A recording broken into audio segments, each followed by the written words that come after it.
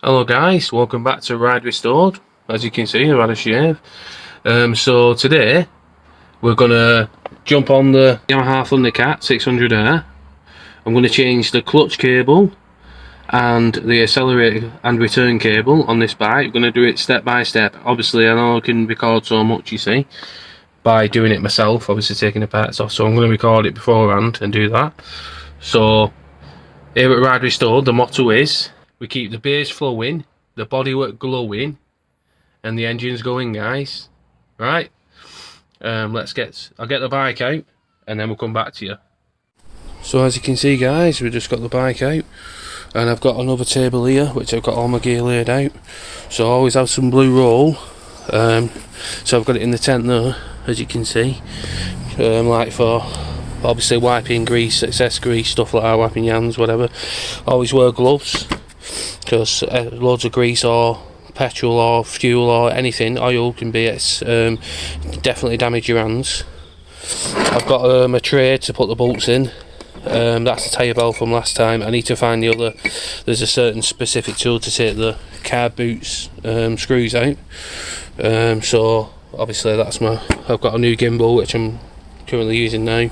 Use my impact drill to take off. My drill to take off the airbox, which is quicker. Some pliers to pinch the clips, circlips on the actual hoses on the airbox. So here we have the clutch cable, brand new, and we have the accelerator return cable for the Thundercat 600. So right, so what I'm going to do is, as you can see, that's a 10mm bolt, and there is a bolt, so I'm going to take the seat off. There is a bolt right underneath here, which I'll show you in a second, so I'll come back to you. So I've taken the seat off, guys, as you can see. So that is a 13mm bolt, which is a tank bolt, and that is a 10mm, which is the top. So there's a bolt going through here, that unscrews the nut, and then you just pull it out, but you have to kind of lift it up a bit, the tank, to get it off. So I'll take it off now, and then I'll show you where we get to. So when we take the tank off as well, there is underneath, I'll show you. I'll put it to one side and then I'll show you. So just let you know, guys, just a bit of health and safety. I know people don't like it, but I'll just let you know, I've got to say it. Always wear some gloves before you start on doing stuff, just to stop your hands getting full of oil, fuel, and basically getting nasty rashes, stuff like that. So I've got my gloves on currently, and I'll just show you. Bolt off, it's gone. This is the bolt. So it screws on the end with a nut, and then you just pull it out that side. So taking that off, and then it's just basically unscrew that, and it comes off with this bracket. The best way of remembering which way it goes is these. This, when you take it off, I usually take pictures, but it's got a cut on the ends. Just remember it goes that way to the bike, so cut end to the battery. That's what I always remember. But I know which way it goes anyway. But just for you guys, always take pictures if you take things off, and then you don't know where they go when you put them back together. That's always the best policy. Right, so I'll undo that, and then I'll put the tank to the side, and then I'll show you what's underneath it. Right, so that's it taken off. As you can see, that rubber can come off as well, so make sure you do not lose that. It's a rubber seal going around the actual tank when it sits on it. But I usually just keep it on the tank, but make sure you don't fall off when you take the tank off. Also, this is the bolt. It goes through this bracket, as you can see. There you go. So it goes through that bracket. I usually just keep it together so I don't lose it anywhere. I'll keep it in there. So we're going to take the tank off now, and I'll come back to you. Right, so this is a messy bit, guys. As you can see there, this is the tank there. It's just put it on its side. It's alright, it's not going to fall anywhere. So as you can see right there, so there's one lead. This lead is your fuel sensor gauge lead for your tank. So if you unclip that, and it obviously, and it's for, I think it's for your fuel pump as well. So the electronics for that and your fuel gauge go into this. So you disconnect this, and then this is your fuel filter there, and then your fuel pipe. So you get some clips, take that off, and make sure you put some on the end, like some blue roll or anything. Just, you can zip tie it with some roll around it, or plastic bag to stop it leaking everywhere with fuel getting on your hands. So that's a fuel cock. It's straight down for on, I think it's this way for reserve, and then that way to turn it off. I know it's straight down to it's fully on.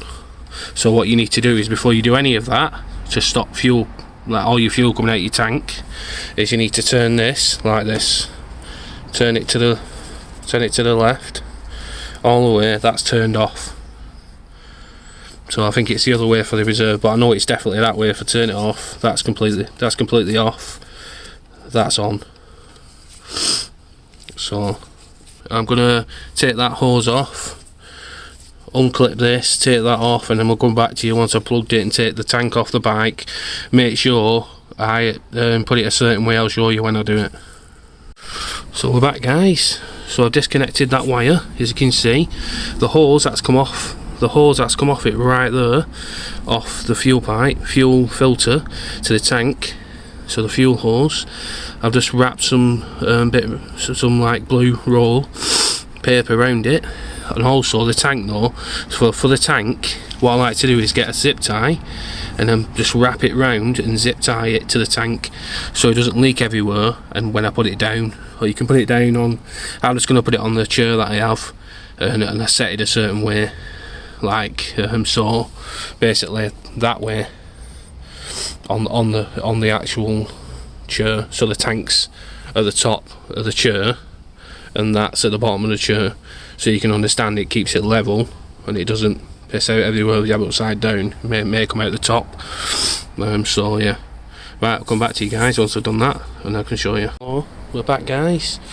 So I've taken the tank off, which is right there. So this, you're probably wondering what it is. It's a breather pipe, right? Don't worry about that, that's on. If that comes off, just take it off and put it back on there.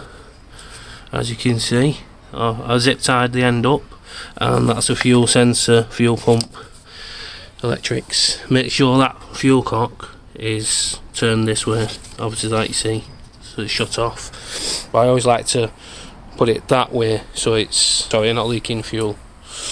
Right, so what I need to do next is take this bolt off here, to unscrew these two down the side, two clips that hold the pipes on there, as you can see. Then I need to unscrew. So there you go. So them two there, one there, and that's the accelerator and return cable. What I'm going to change. The clutch cable, as you can see it there. This one, it's going straight down. And leave both of them straight through underneath the airbox. It's the clips from underneath here. So I've got a special tool to get these off, so I can take the airbox completely off. Just fall there onto the carbs. So unscrew them, and then I can take it completely off. So what I suggest is you take pictures of where all the pipes go, and then you should be okay. But it's pretty simple, to be honest. There's two pipes, one there. Right, I'll come back to you. I'm going to undo all that and I'll come back to you guys. So I'm going to do all that, guys. I'll come back to you once I've undone, taken all the airbox off, and we can see the cables, and then we'll go from there, guys. Hello, guys. So we're back. So that's the airbox, as you can see. Taking it off. So it's just the bottom clips, you can see them there. So I've just left them on, just loosened them. So that's, and I do know that's broke, but I'm going to change that eventually. So as you can see, the cables are straight underneath there, and they go through that hole there, straight underneath, straight round. So as you can see, the cables are right there. Return cable and accelerator cables. As you can see, that's the return cable. Right, so what you want to do, guys, is you want to move this pipe to the side when you're working on the accelerator cables, like maybe zip tie it up or something to the side there, or I just tuck it under. That's what you can do. I'll just tuck it under there like that, and then you got the cables here. You can move it about. You can see that's the return cable there. It's completely snapped when I got the bike. It just stops the throttle. So when you apply the throttle, it stops it. It stops it moving. So you apply the throttle, and when it comes back, it stops at a certain point. So what I'm going to do is take them cables off. As you can see, that's bouncing about. I'm going to take them cables off that spindle, rewire them through the chain clutch cable as well on this side, which is just unscrew that and then it pops out. Right, and always on your carburetor bowls, always put a plastic bag on top. You don't want debris getting into the engine. Right, I'll come back in. So what I need to do next, guys, is I've taken the return cable off. As you can see, that is the one right there. As you can see, it's not good, it's broke. So that goes straight up to the top there. Also it comes off here, goes round, and then as you can see there, I need to hold it and then take it out of the actual thing, and then I can start taking it off on the handlebars, and then the clutch cable will do that as well. What I've done is I had a bit of a problem with the screw, you see, so as you can see here, I've took the main part off, which is here. It goes around like this, as you can see, like that, and holds the cable in on both sides. So it's got two screws, as you can see, one on each side, and the first one is easy to come out, the bottom one, but the top one, look at that, look at the top one, it's absolutely chewed. So the way I got that out is with pliers over there. So the snippers, what you snip wires with, I got them out with that. So you can see they put both cables, they go onto there and they go through to there. So you just obviously wire them around the back, wire them onto that, and then you can just put it back on. So I'm only going to put one screw in, and then we're going to carry on with it. And as you can see, I've got the new cable there laid out, and the new cable's going onto there. A case of wiring it through underneath, pushing it through there, putting it on. Jobs are going. Right, we'll come back to you when I've finished putting all the back of the cables on. As you can see, guys, I've now put the new cable and threaded it through the back end of that, which you can see goes underneath, and it comes out that side. And then I've not put the other cables on yet because the old ones are on, but I'm going to take the old ones off now, which are down here, and I'm going to thread them through. As you can see, guys, I've re-threaded the new cable straight through, readjusting them all. It's all on now, down there, as you can see. The old one right there on the floor, that's one side of it, right there. So it clips in with these T-junction, like these little T things here, tabs, and then that little rubber piece goes over the top to seal it watertight. And then it's got all copper grease on it already, as you can see. So the other piece is right there. What I'll do is, that's that done, I'll come back to you when I've put it all back together, and then we'll fire it up and see how it goes, and I'll just throttle cable accordingly. Let's do this. Right, I've currently got the airbox back on, all the pipes are back on, everything's back on, all nice and neat underneath, as you can see, all nice and screwed in, and the side ones as well, screwed in as well. There you go. Put it back together. So you make sure the fuel pipe is sorted, guys, and also wipe the connections off, and then I'm going to put the tank back on. I'll come back to you in a minute. So I forgot one thing, this breather pipe here, make sure it's going through and it's not getting stuck by this or around the tank, and it's going straight through the bike, because if the breather pipe gets like pinched or anything, it'll make the bike, it will cut the bike out, or it won't make it run like shit, because it's not getting air, you see. So hello guys, so this is the bike, I've got it all back together now. So just the top tip as well, so when you're putting the tank back on, always put this top bolt on straight through that side. Lift it, you have to lift it up a bit. As you can see, there's a gap where the tank is, you can get it there, it kind of sits up a bit, you see. So you need to lift it up, put that bolt through, and then screw the nut on and then tighten it up. It's a 10mm, and then put this bolt on, which is a 13mm. So that's the best way of doing it. I'll put the seat back on in a minute, and then I'll front ones and rear. As you can see, that one's like literally goosed completely. So we're going to do that. I'll just let you know the tools that I've used today. So I've not used that, I've just kept that there. So I've used the Phillips Flathead. That you can, I've not really used that because there's a trick. So on the bottom of the carbs, which if you look back on the video, there's like on the bottom of them, on the row, there's 2 sets of circlips, one on top, one on bottom. So you just undo the bottom ones, which are Phillips. And then that's what I used. So one of these kits and all, I suggest everyone goes on Temu and gets one of these.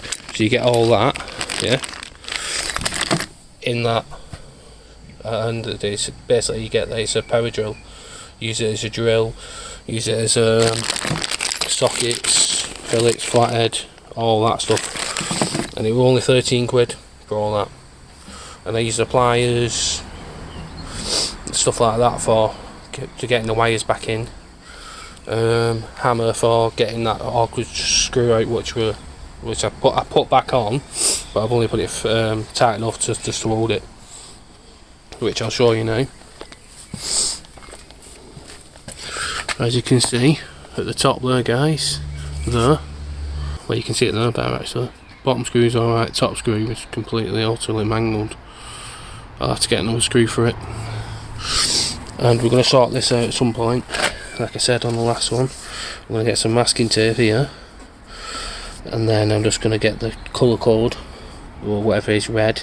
I think it's got a bit on the front there as well, in it there. It's got a bit of marks there as well. And respray it. So welcome back, guys. Right, so we're going to start it up, guys. Let's go. Right, let's start this bad boy up.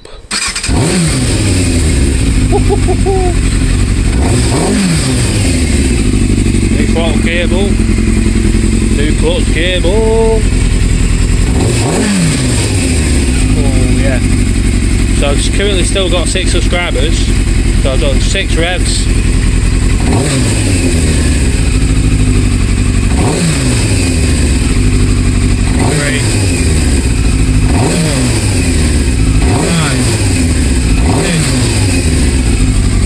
Please like and subscribe to Ride Restored. Keep the base flowing, the bodywork going, and the engine's going, guys. See you in the next one.